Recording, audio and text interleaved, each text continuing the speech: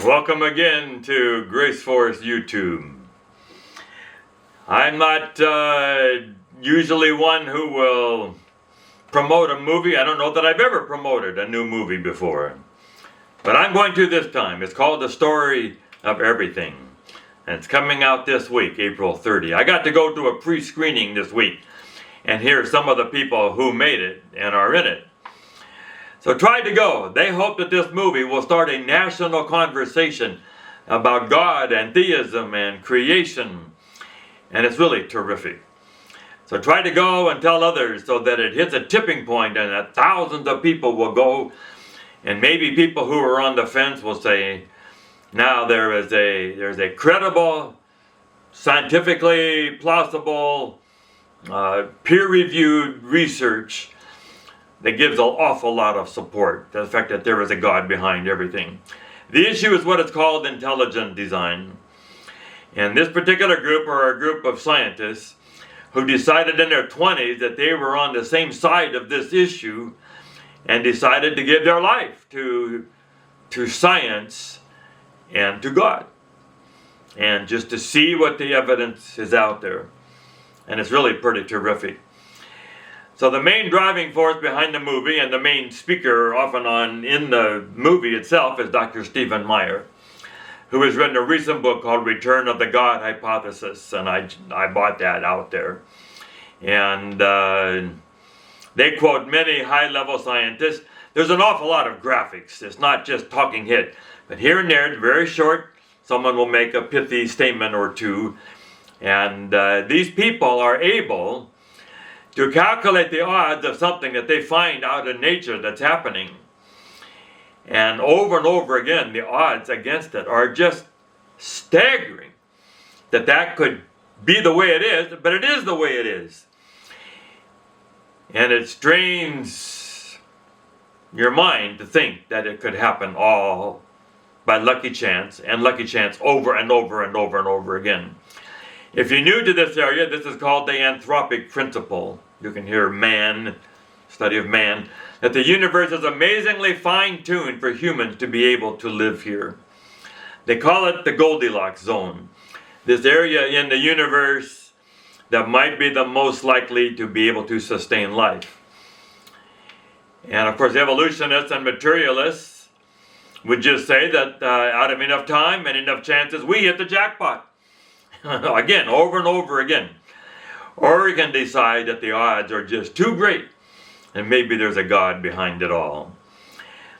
Obviously, in a few minutes here, I can't give you the whole hour-and-a-half movie. And I couldn't take enough notes in the dark to try to make sense of it all. I will read the book and go see the movie again. But going out into the woods, and as I'm walking through the woods, all of a sudden you come upon an old cabin. That already leads you to some conclusions that cabin probably didn't get by dead branches falling from the trees. Somebody built that cabin. You may not know who it is, but someone did. And then you open the door, and there's a hot cup of tea on the table. And you didn't need a PhD from Caltech or Cambridge to figure that one out. Somebody was here. And somebody who was intelligent and knows how to do that. So like the famous quote, somebody has monkeyed with the physics. There's something behind this. You just can't really deny it. They quote quite a bit in one section from Dr. Michael Behe, who wrote the classic Darwin's Black Box. Everybody at the time of Darwin thought that molecules and atoms were at the bottom of reality, because that's all they could see. And you couldn't get any more basic than that. They didn't have access to high-end electron microscopes that could see inside. Now they know that those simple cells are whole factories of processes with many moving parts. And all those parts have to be there from the very beginning in order for them to catch food, process it, turn it into energy, and multiply, and all the things that have to be done to win the survival of the fittest. You need all of that at the very beginning to win a battle for the survival of the fittest. The movie shows the flagellum, where they have this long tail that's wiggling, which enables it to swim and avoid predators. It's a very complicated process and needs a number of perfectly matched parts to make that thing work. And it has to be there at the very beginning. It can't just slowly evolve. If just one part of it's missing, it doesn't work at all. And it doesn't eat, it doesn't win the battle. And Darwin himself admitted that discovering processes like these would be a fatal blow to the whole system that he had designed. The movie talks about beauty. I like this section. There's many other sections that I'm not talking about. But what they call gratuitous beauty. Beauty that is not necessary to survive. Why would that be there? If it's only just doing the brute factors that enable it to survive and keep reproducing. But there's beauty, which points to maybe an intelligent mind behind it all.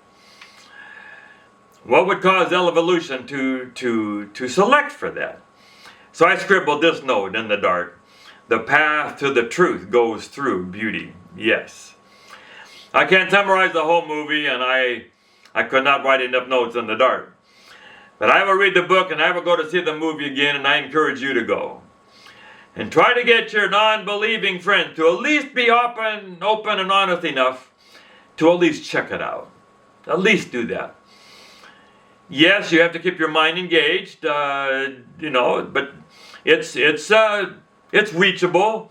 You can get most of it. And the graphics are incredible. And I think you'll get a lot of the main points.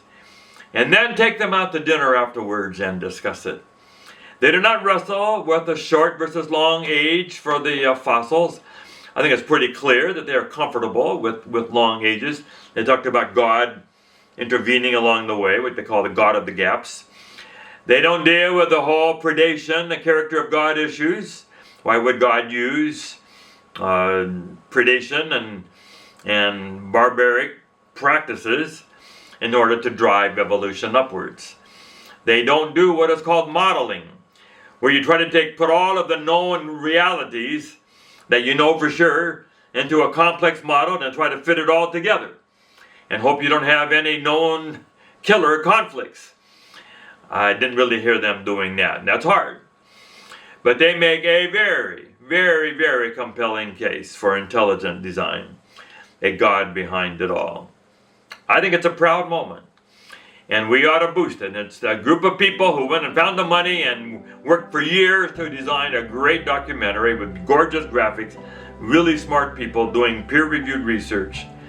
They do good science, and it's a win for our side. I hope you'll go. This is Grace Force YouTube. God bless. So we'd love it if you enjoy what we have made.